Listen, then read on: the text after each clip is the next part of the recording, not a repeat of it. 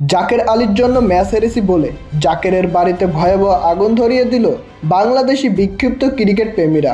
দর্শক, দাপুটে বোলিংয়ে পাকিস্তানকে অল্প রানে আটকে দিয়েও ব্যাট হাতে ব্যর্থ হলো বাংলাদেশ দল। অল্প লক্ষ্যে তারা করতে নেমে ব্যাটারদের ব্যর্থতায় বিদায় নিতে হলো এশিয়া কাপ থেকে। 136 রানের লক্ষ্যে তারা করতে নেমে বাংলাদেশের শুরুটা হয়েছিল দুঃস্বপ্নের মতো। ওপেনার পারভেজ হোসেন ইমন 0 রানে আউট হন শাহিন শাহ আফ্রিদির বলে।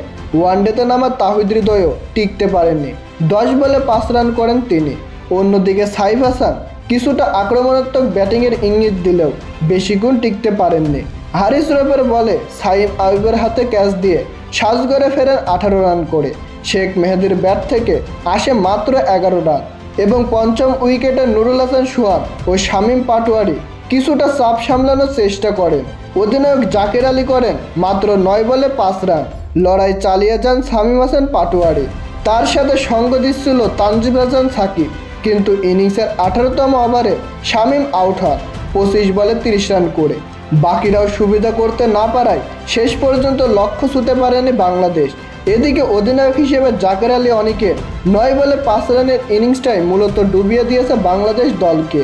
বেসিক্যালি তাকে হার্ড হিটার হিসেবে দলে নেওয়া হয়ে থাকে, আর সেই কিনা এমন মহা গুরুত্বপূর্ণ ম্যাচে এমন একটি ইনিংস খেলে দলকে বিপদে ফেলে রেখে যান। সেই সাথে করলেন বাজে অধিনায়কত্ব। তাই তো জাকিবের ওপর ক্ষোভ ঝেড়ে জাকেরের বাড়িতে আগুন লাগিয়ে দিলেন কিছু পাগলা ক্রিকেট প্রেমীরা। ভিডিওতে তা স্পষ্টই দেখা যাচ্ছে।